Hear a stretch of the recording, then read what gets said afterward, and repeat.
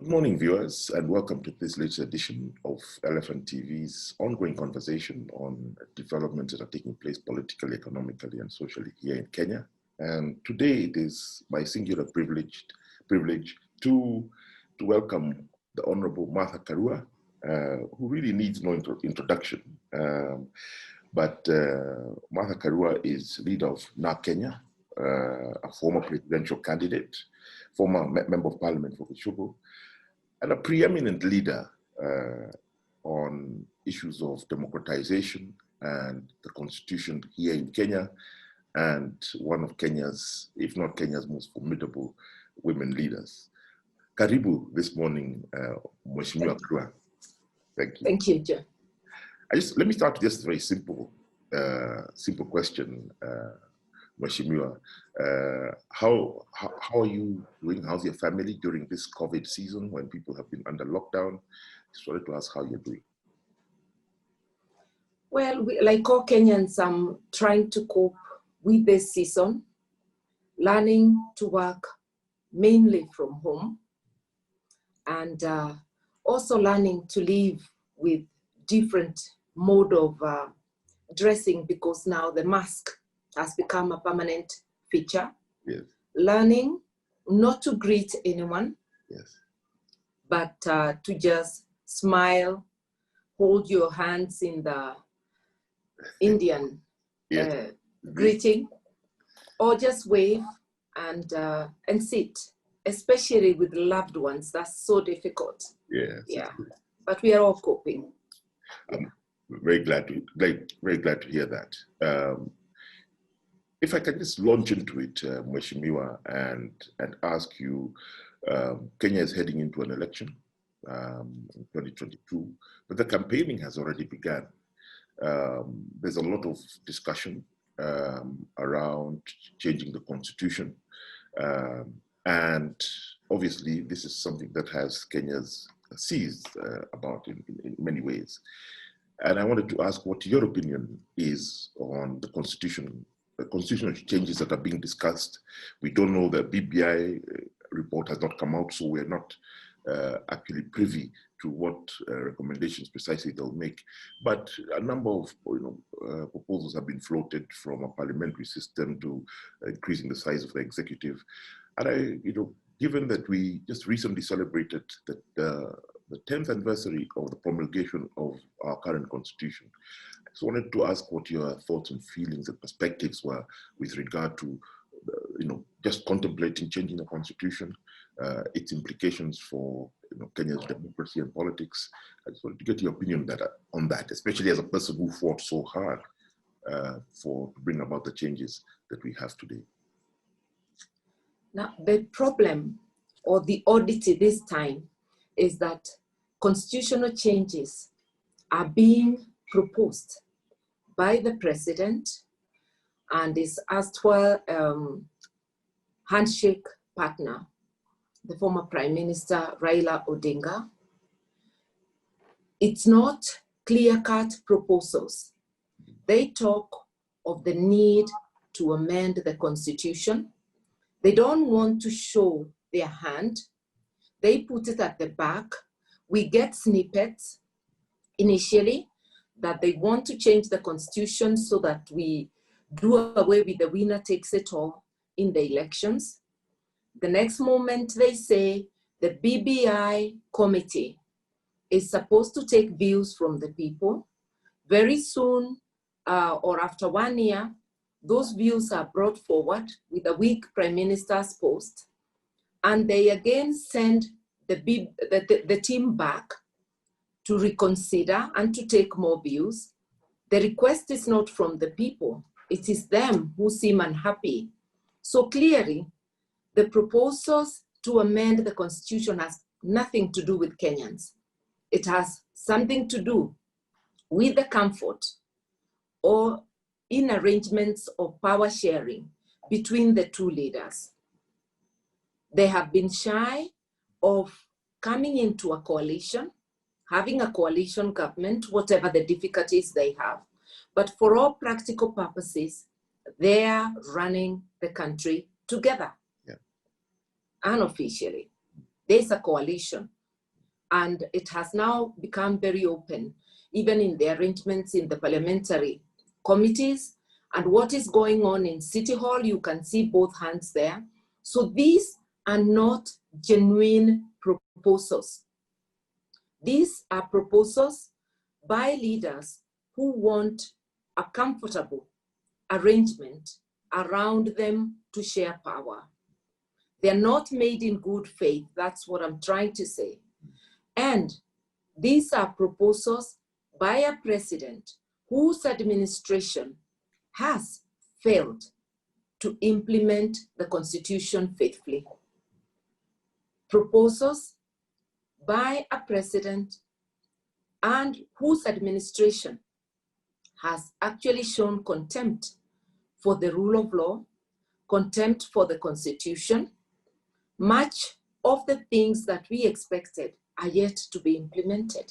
Impunity reigns high. So when they pretend that it's the Constitution that is hindering prosperity in this country, it is not true. The problem we have is failure to abide by the promises Kenyans made to themselves in the 2010 Constitution, a failure of the rule of law, a failure of governance, and a failure to prioritize the needs of the people. So I would be very wary of proposals by these two leaders, and I would urge fellow Kenyans that we must resist changes that are being made in our name but are not for our benefit, but for the benefit of the leadership at the top. And I say this knowing that the 2010 Constitution was people-driven. That's right. It is not the political elite that decided they wanted changes. Yes, the opposition, civil society joined, but mainly the 2010 document is a people's document. We must not tamper with it before allowing Kenyans to reap the benefits of the transformative 2010 Constitution. So you're opposed to the entire... I am unapologetically opposed to the Breaking Bridges initiative, because they call it building bridges, but it's a document that has brought so much divisions.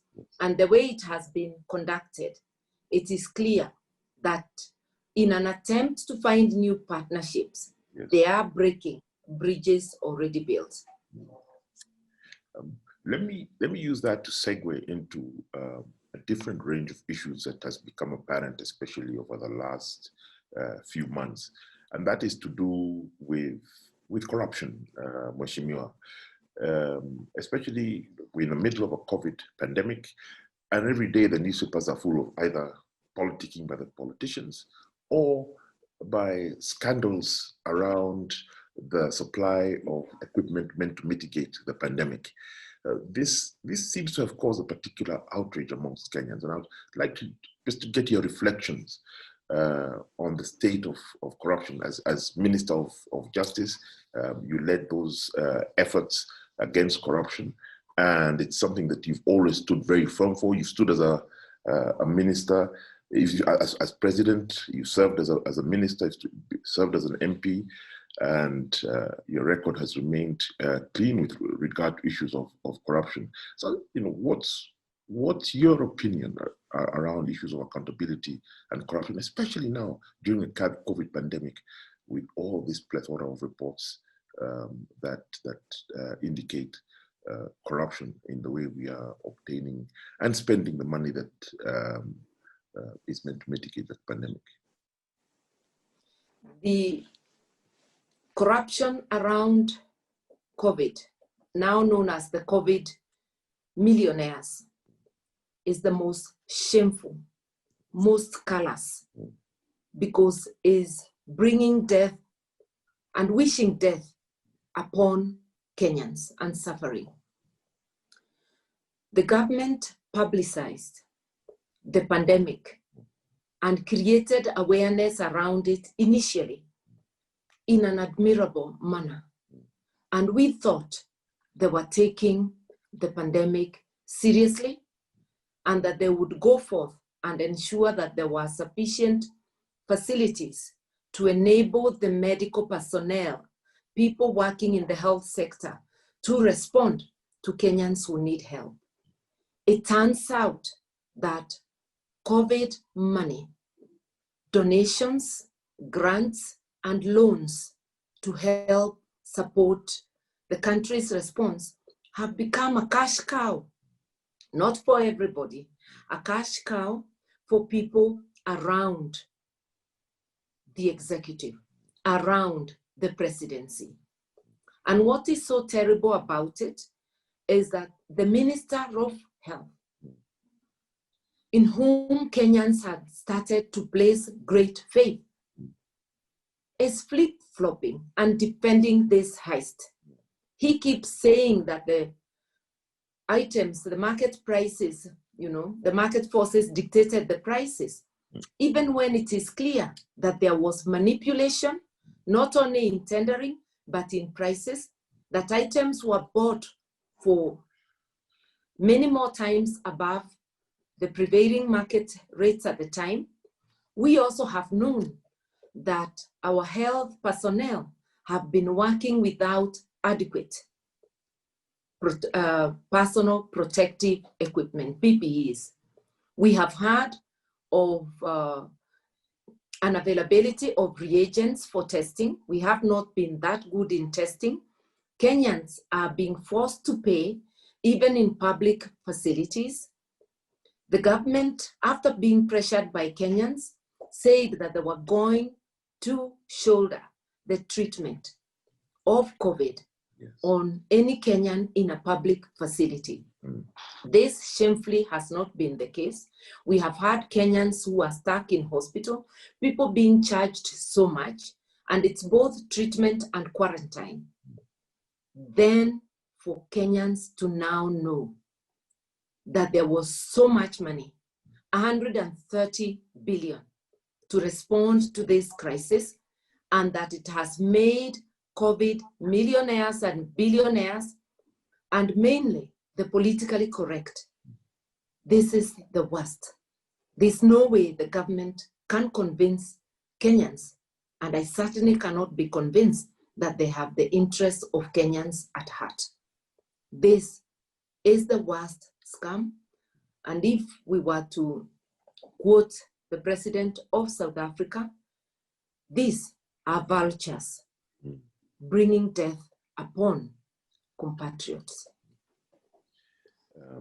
Thanks, Mheshimiwa.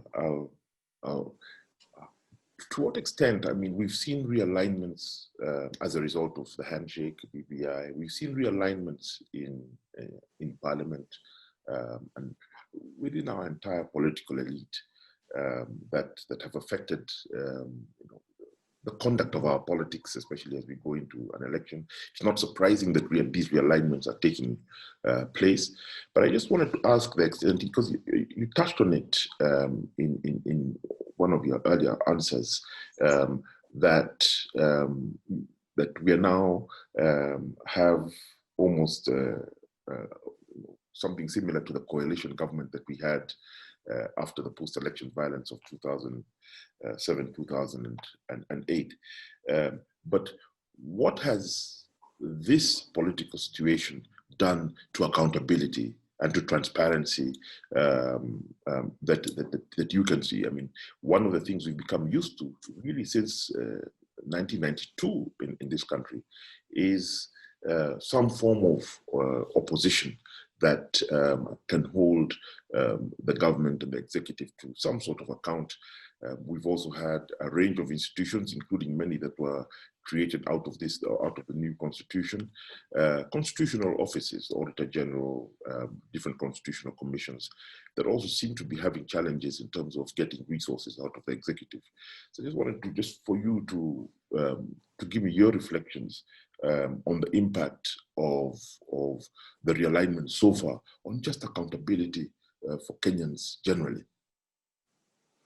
the unofficial arrangement between the president and the former prime minister, commonly referred to as the handshake, has actually undermined our democracy. We had initially thought, and I'm one of those who called for the handshake or for talking between a constructive engagement between the president and the former prime minister to dissolve the tension that was in the country and healthy tension and a seemingly violent situation. But I do not think anyone envisaged that this would be the beginning of undermining of our democracy. Having an unofficial relationship, which is not a coalition government, has resulted in the opposition, which is the ODM or the NASA coalition, which was holding the position of leader of minority in parliament, which is the equivalent of opposition in a presidential system. This has been neutered because they are in an official coalition with the government. Now, members of the minority party are the loudest articulators of government policy and position, the loudest defenders and apologists for the executive, even when the executive is blatantly wrong. What this means is that the minority party, mainly the ODM, continue occupying the offices of minority leaders in the National Assembly, in the Senate.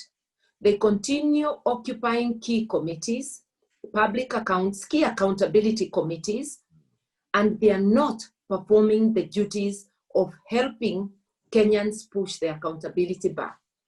So it is like the government is auditing itself, and they give themselves a pat on the back. And I think that honesty in politics demands that there be an official coalition, not an unofficial coalition, so that the ODM vacates the key accountability committees and they are taken by a party that is not in bed with the government. Even if it will be a party of 2-3 people, or it is the independent candidates in parliament, our constitution envisages a multi-party democracy where there will be leader of minority and leader of majority, where accountability, although parliament as a body is given the accountability role, there has to be the minority leadership spearheading that role. Now the ODM is having their cake and eating it. They say they're holding the minority dockets, yet they are performing executive roles, the roles of defending government, the roles of directing how things go in government. I have called previously, and I'm reiterating, that they ought to be upfront, to enter into a coalition and to vacate the minority offices. When they say that the BBI will bring back the office of official opposition, it is not a question of semantics. Yeah. The presidential system, the official opposition is the minority party. And when they say that when we return to a parliamentary system, things will be okay, they forget that the clamor by Kenyans for a new constitutional order came when we had a parliamentary system. That's right. Corruption was there in that system that Kenyans needed new safeguards in the constitution. So it is quite clear. It's not about the system of government that we have. That system has inbuilt accountability measures. It has checks and balances. But when the executive encroaches on parliament, the way the current executive, especially the president, has encroached on parliament appointing leadership of parliamentary committee, chairing parliamentary group meetings, not party meetings as a party leader, but chairing everything parliamentary. This now merges parliament with the executive. And that especially in a situation where the minority party has become an unofficial partner of the executive. It means accountability systems have been undermined and deliberately destroyed in the current arrangement. Can I ask Mheshimiwa, what, if you're looking at your political crystal ball, what realignments and responses are emerging amongst other political actors? Because obviously, the BBI and handshake, etc., has caused changes. And as we go into elections, we can see different political formations beginning to talk to each other, beginning to emerge, beginning to coalesce. And if you're looking at the crystal ball, what can we expect over the next, say, 15, 16 months? Because it's clearly a season of major movements amongst key political actors such as yourself in Kenya. I think it is no doubt there are going to be alliances. There's going to be shifting and sifting. A lot is going to happen. But at the moment, there is no clarity because the media and the executive have driven a narrative of only two sides. And those two sides are the two sides of Jubilee, the opposing sides of Jubilee, which they call Kieleweke and Tanga.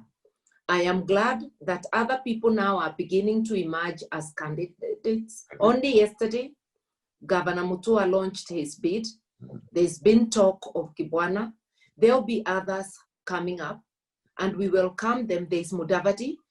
We welcome many other candidates, and I hope they do come in earnest so that Kenyans see there are more alternatives than the two sides of Jubilee. But talking of immediate issues, and we are being now told that in spite of the issues arising out of the corona pandemic, in spite of the financial stress Kenyans are suffering, and the government is suffering due to, the corona pandemic, there's now revival of talks about a referendum. I foresee alliances emerging on issues, on that particular issue, between clear lines of those who are for the Breaking Bridges initiative and those who are against tampering with the Constitution. And at that stage, it may not matter who are coming together to say no, because there's no difference in a no by a person from a different political orientation and another. A no is a no. So I foresee alliances and coalescing of forces around the BBI. And secondly, there will be alliances around the electoral process, because if a referendum is thrust upon us, are we going to accept going into a referendum without looking at the electoral process? We know that the 2017 elections, and the Supreme Court certified it, was fraught with irregularities, illegalities, and was manipulated. It would be foolhardy to allow a referendum to take place in that kind of situation. So I foresee that there will be coalitions and coalescing around the issue of what reforms of the electoral process. And I'm not talking of changing the faces at anniversary towers. Changes may come, but personally, I would not concentrate more on faces. It would be more on the process. And it is possible to have a credible rearranging of the electoral process without having any constitutional amendments around it. Basically, it is a question of implementation, what we have not implemented, because our Constitution, Article 86, talks about transparent, accountable, verifiable, all those other things that it introduces. We have not made our process accord with the Constitution, especially 86, 81, and many others. We have not made our laws respond to that.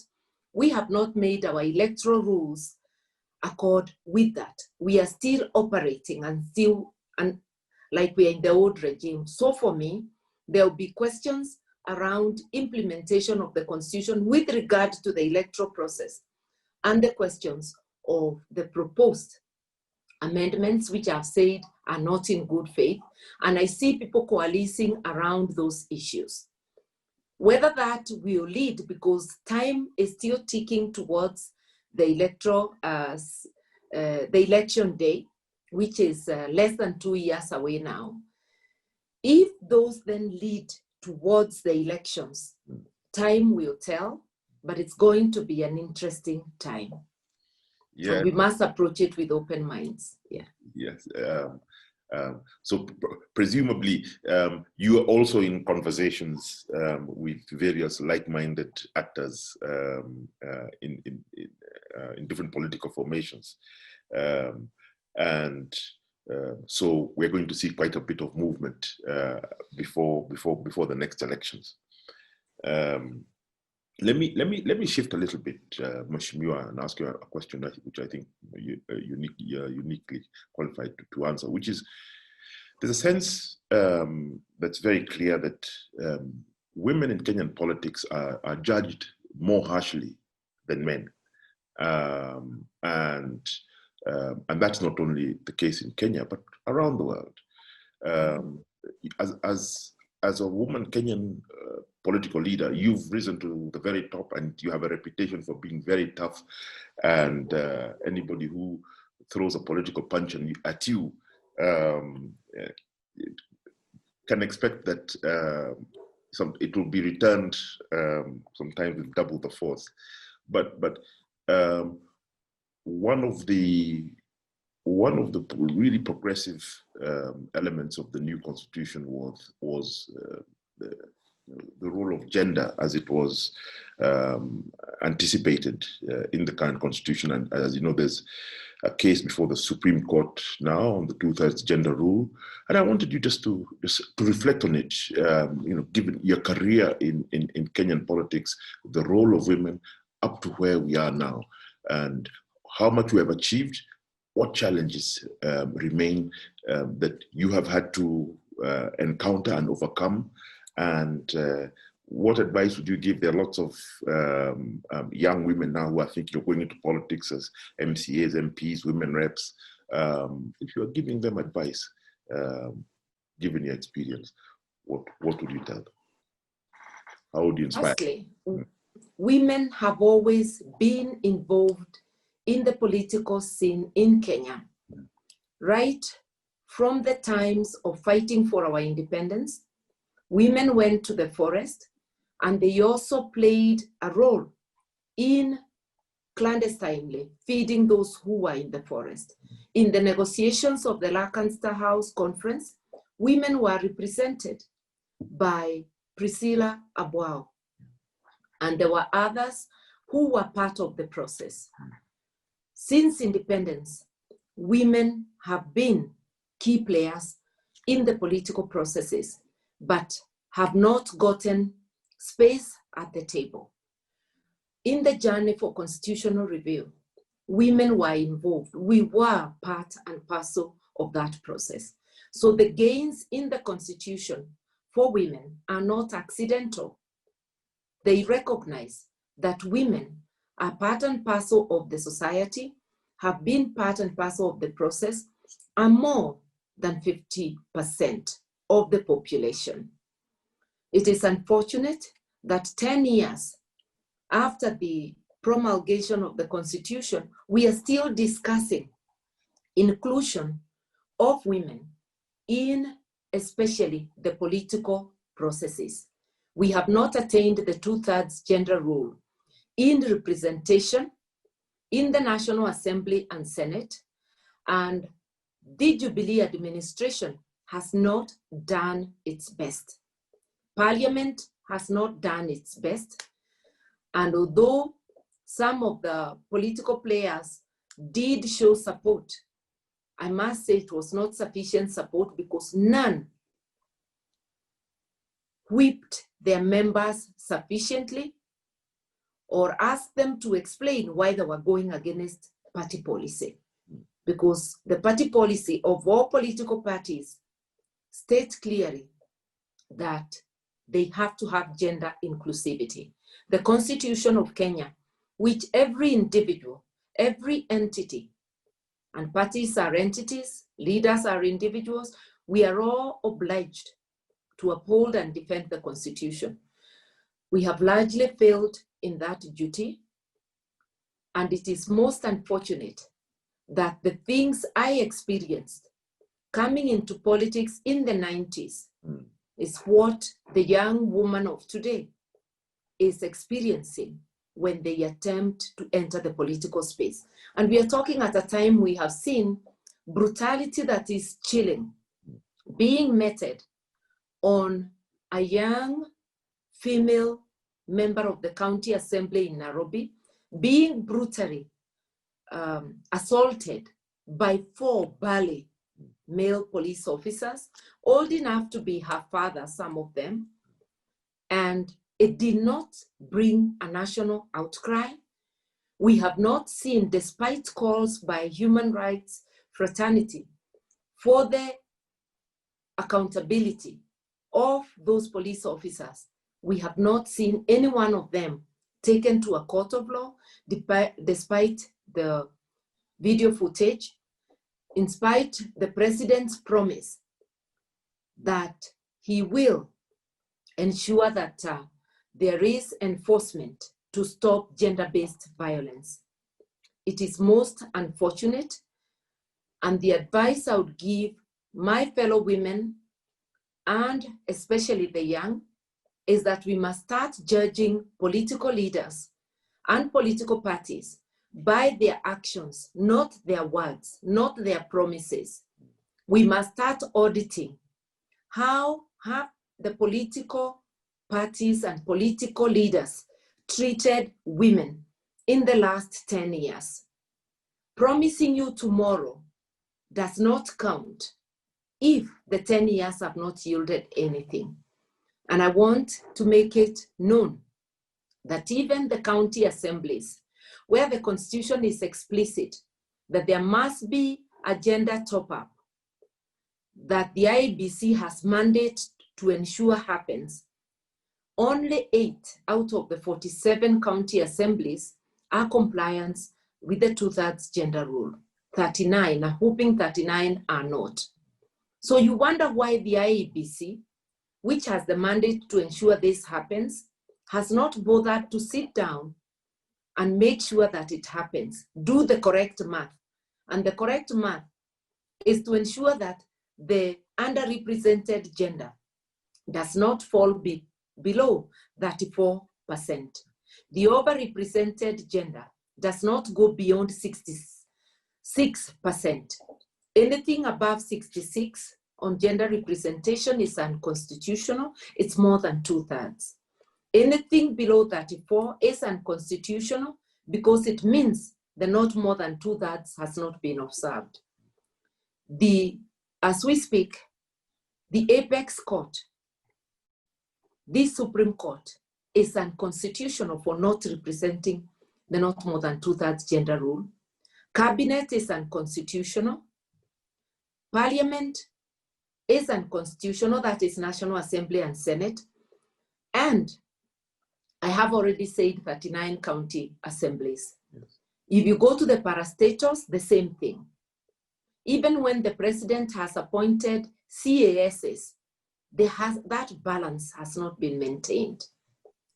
So to the women of Kenya, and especially my daughters, the young women, You are on your own. We are on our own. Unless if we leverage on our numbers, refuse to be part of political bandwagon that does not recognize our equality as human beings, Yes. that does not uphold and defend the Constitution on matters of gender, but wants to amend the Constitution for power arrangement for the big boys, because it's not for women. The women in BBI are being promised deputies. And I keep saying, wait a minute. Deputy is not our first name. We too can occupy those substantive posts. Yeah. When you start having a narrative that casts women only in the supportive role, you are denying the obvious, that talent resides in both men and women. And that in a given situation, when you look at the applicants, maybe the best talent will be residing in a woman. Correct. We have to approach this with open minds in order to take full advantage of our human potential in this country, of our human resources, to be open, that the top post can be occupied by a woman and not by a man. The fact that for over 55 years, men have occupied all the top positions, we must begin to change. And here is where I call on the media to be a partner, so that we build that expectation in Kenya. We build the realization and acceptance, which we observe even in our homes, that talent is not a gender role. Talent resides in both women and men.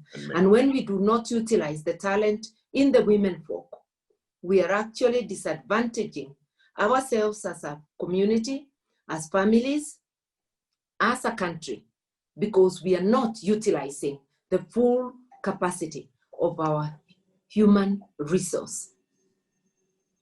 Thank you. You touched on there, Mheshimiwa, on the role of the media. And as you know, in the 1990s, when you were making your start in politics, there was an alliance in Kenyan politics that included political actors such as yourself, that included civic society, professional bodies like the LSK, even professional associations from the private sector, the religious community, the international community, were all partners in a singular change initiative at that time, especially after the fall of the Berlin Wall.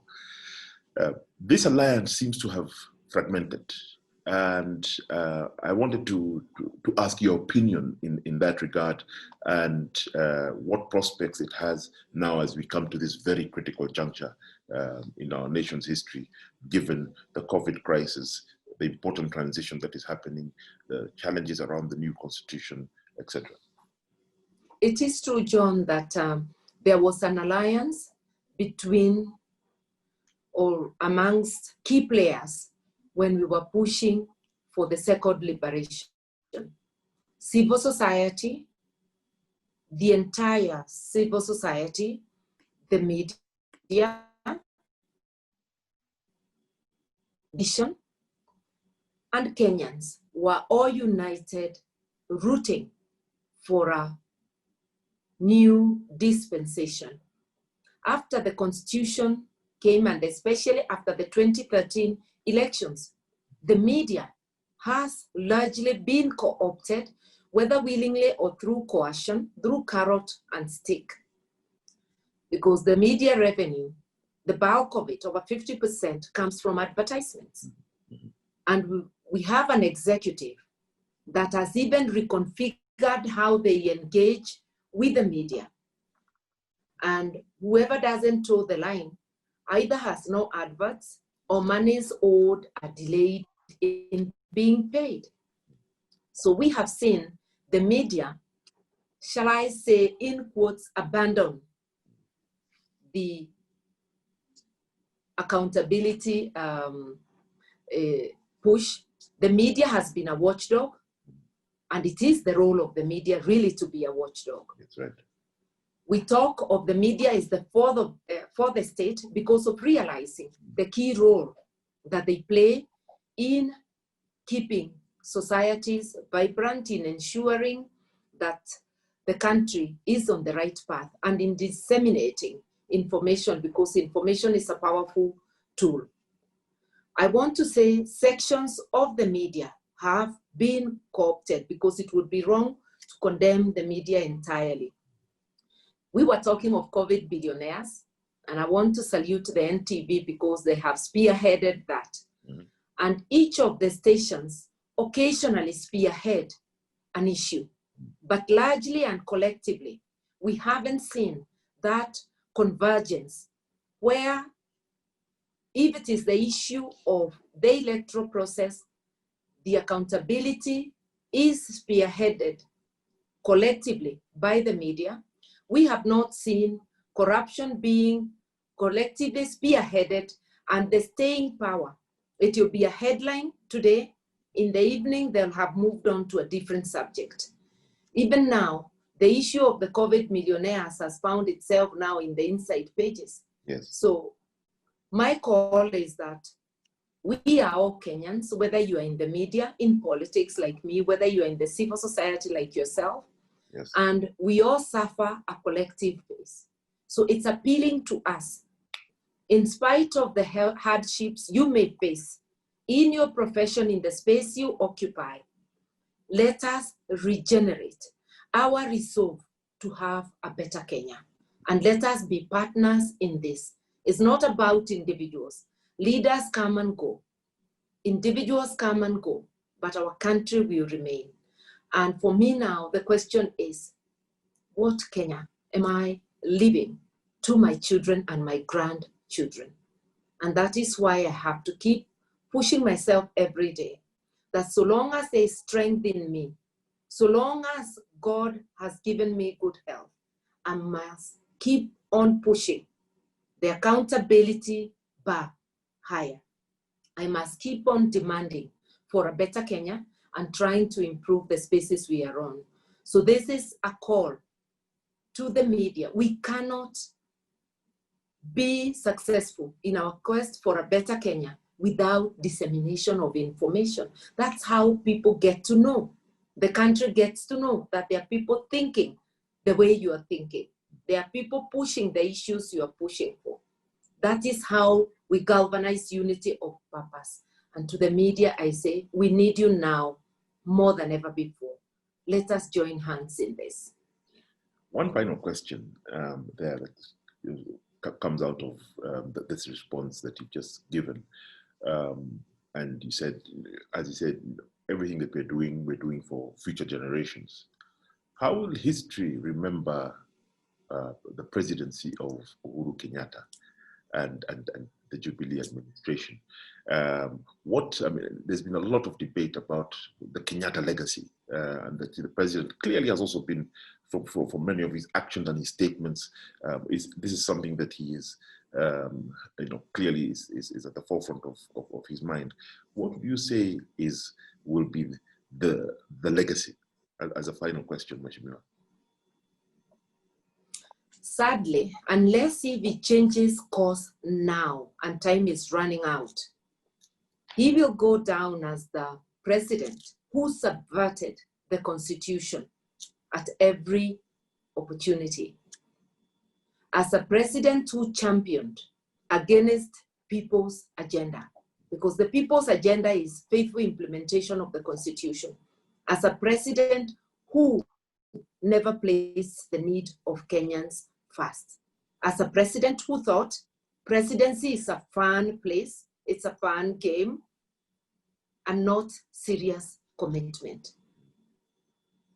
It is one thing to talk passionately about an issue, and another to passionately follow through and ensure implementation. There are moments our president talks very passionately about the fight against corruption, but you observe the actions, it will be exactly the opposite. The corruption in this country is driven by a cabal around him, and he's aware. He has not done anything to dismantle that cabal. Many things seem to be driven by interests, personal interests, and interests of people around him. And that is a book on how not to run the country. Governance has nosedived under President Uhuru's watch. Human rights have nosedived. Rule of law has almost broken down. Parliament has been neutered as we talk. Freedom of the press has not been respected. All the main things in the Constitution articulated, the guiding principles articulated in Article 10, transparency, accountability, people's participation, equality, equity, sharing, inclusiveness, he has defied consistently and not tried his best to uphold these values and principles of government. He will go down probably as the worst president unless if he changes course. He has a small window. He may not do everything or do much, but changing course can redeem.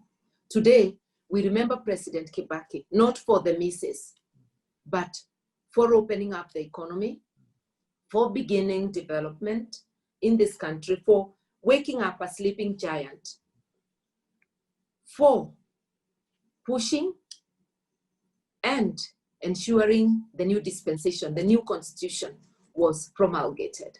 We remember him for infrastructure. I don't know what President Uhuru Kenyatta will be remembered for. He may be remembered for multiplying impunity in this country, and more as a selfish president. If he doesn't change course now, that will be his sad legacy. Yeah. Thank you, Honorable Martha Karua. Thank you very much for your time this morning. Political events are moving quickly. I'm sure we'll be coming back to you, and we wish you all the best. And once again, asante sana. Thank you very much, John. We are in this together as a people, as a country. Thank you.